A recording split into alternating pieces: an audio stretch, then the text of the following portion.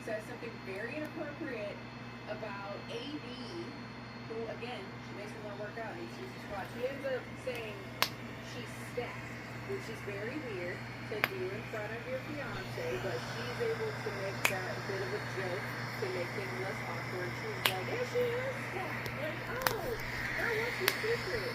And the AD kind of, goes back and forth and she kind of jokes about it. Because there does seem to be some inclination, whether it be editing or just how things went. Jimmy is too flirtatious with AD, in my opinion. Now, with that said, he does seem to be, checking her out, but within their conversation, he does talk to her a lot about her connection with play.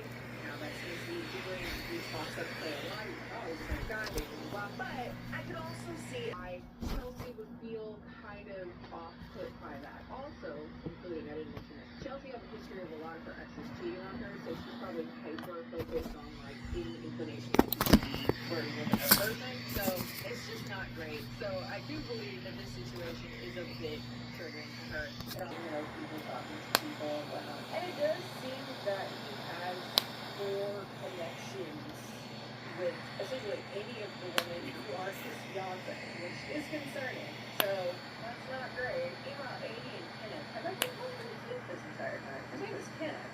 Anyway, Amy and Kenneth get into a conversation about if she ends up marrying a black man, because if she marries a black man, she can actually hear it.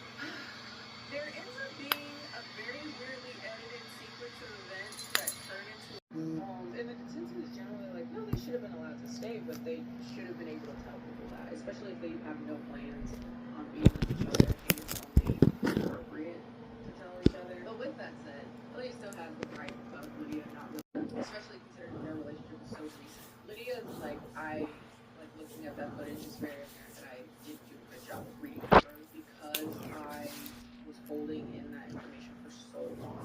Now that I knew it was out in the open, I wanted to talk about everything, and I didn't consider how that could come out, but I had the best intentions. Lydia goes into the room of sorts that Lydia was going to be on the show. She's like, I've been doing a lot of traveling.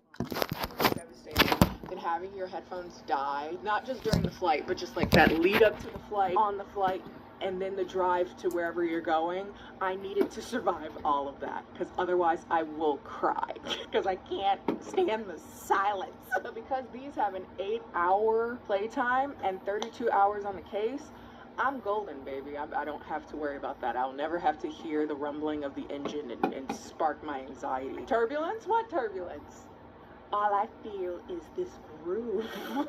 They have different sound profiles, so if you like more of a pure sound that's more refined and clear, you can do that. You can do a bass sound, which I like to do so that you can feel it pumping in your chest. And then there's a balanced sound that's a very balanced between the bass and the pure sound. Also, speaking of traveling, it's very nice to have the noise isolation and awareness modes during that. I can either block out the sound of an airport, or I can keep awareness mode on so I can hear them call my gate. And with all those great features, it's no wonder that they've racked up 78,000 5-star reviews, baby. So if you would like to check out Raycon, they're actually turning 6 years old.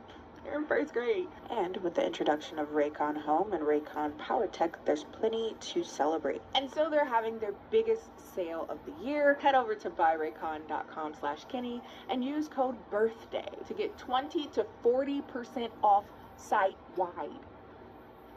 Big thanks again to Raycon for sponsoring today's video. Now let's get on to the debauchery.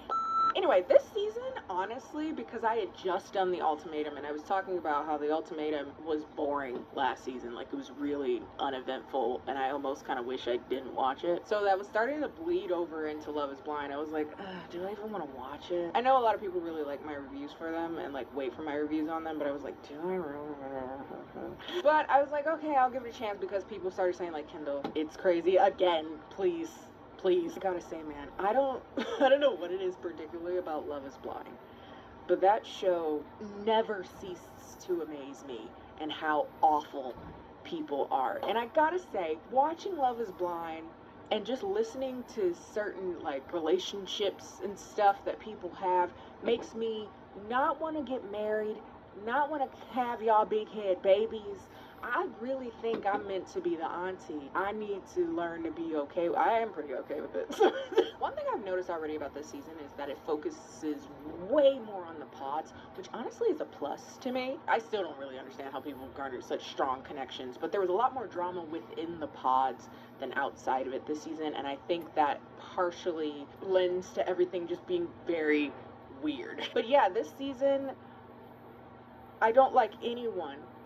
I don't like a single person. At best, I'm apathetic to people, maybe looking at them like, huh? And there were people that I did like, and then I'm like, nah. I don't like anybody, but I hate them enough to watch. So quick rundown if you don't know what Love is Blind is. I'm sure you do if you're watching season 5, but just in case you don't. Love is Blind is one of those shows that the Lachey's do. They bring a bunch of singles in a city into these pods